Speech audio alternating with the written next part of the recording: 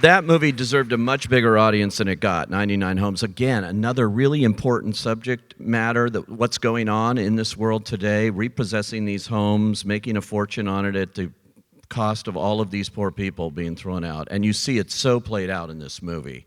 I mean, it seems to me, and other movies we've talked about in the past at screening series and things like Trial by Fire, another movie with much to say. You seem drawn to this a lot in your career.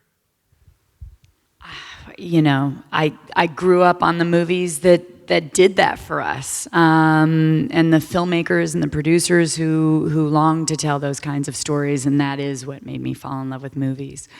You know, thanks to an era of, even amidst screwball comedy in the 40s, of movies that were really talking about injustice. Mr. Smith Goes to Washington, Mr. Deeds Goes to Town, Meet John Doe. Like they as a kid, all I was directed so by excited. Frank Capra. Yeah, Capra. and I was so excited by that idea, and then was raised in and around the sets of movies made in the 70s that were really talking about it, with producers like Jane Fonda on the set of Coming Home, watching them want to tell the stories that mattered and not look away at what the country was giving us and forcing us to have to look at. So how gorgeous, you know, sometimes you fight for those things as an actor or a producer, but sometimes they or the filmmakers find you, and then you get really lucky.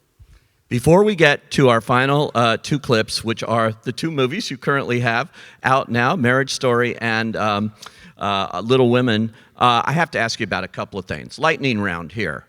Star Wars. You did Star Wars Last Jedi, Vice Admiral Holdo. That must have been a whole trip to do that. Did you know you would ever be in a Star Wars movie? Never knew. Loved it so much. Rian Johnson's amazing, who also did Knives Out this year. Oh, yeah. And had the most amazing experience of my time, my life, getting to be in it, getting to be with Carrie Fisher. On her last Star Wars film, heartbreakingly, but it was an amazing experience. And I'll never forget walking on the set and Ryan saying action and looking up to say my lines, all of which I expected, but then R2-D2 and C-3PO were standing in front of me. And it's crazy. It's crazy. I never need to take a hallucinogenic. I did a Star Wars movie. That's so funny. Twin Peaks. You revisited Twin Peaks. David Lynch comes again. How does David Lynch come and just like say, I'm going to have you in this movie? What are this TV series? What was that? I mean, have you guys seen Twin Peaks? So if it's lightning round and I'm only supposed to say one thing, I should say, fuck you, Pete. In the words of Diane. I think that's pretty much my only line in the whole movie, in the whole show. It was incredible. I loved it. I mean, I was there when they made the pilot and they were sort of inventing this idea of Diane in Agent Cooper's ear, not knowing who Diane would be. So it's pretty radical then to realize it was you all this time. Oh, my God. You mentioned briefly Big Little Lies. It's been in the news again. All of you are being asked, will there be a third season? And I've heard different versions of that. I think you all want to revisit it. Is that right? Or Well, I'll never say no to Renata Klein. She'd kill me. I love that character, and we'll see what they come up with. But I felt so in love with that character. It was amazing to play that part. Oh, you were so great. You won an Emmy for it. Thank you. And another classic line. You have so many classic lines, including in Marriage Story, which we're going to see.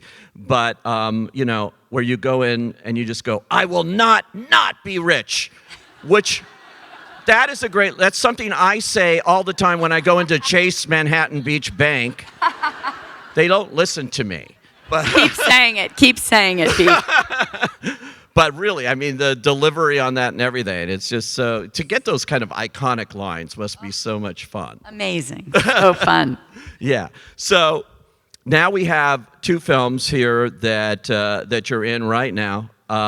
Marriage Story, for which you're nominated for an Academy Award, and you've won, like I mentioned.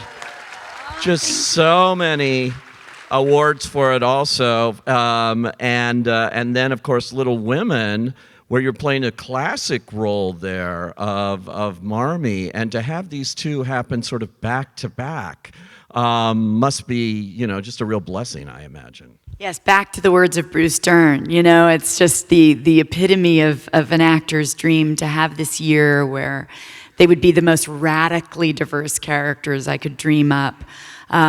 Equally fierce, equally powerful in completely opposite ways. And to be doing that and spend my year with such prolific and amazing writer-directors who also happen to be a couple in real life, Greta Gerwig and Noah Baumbach, was an amazing gift.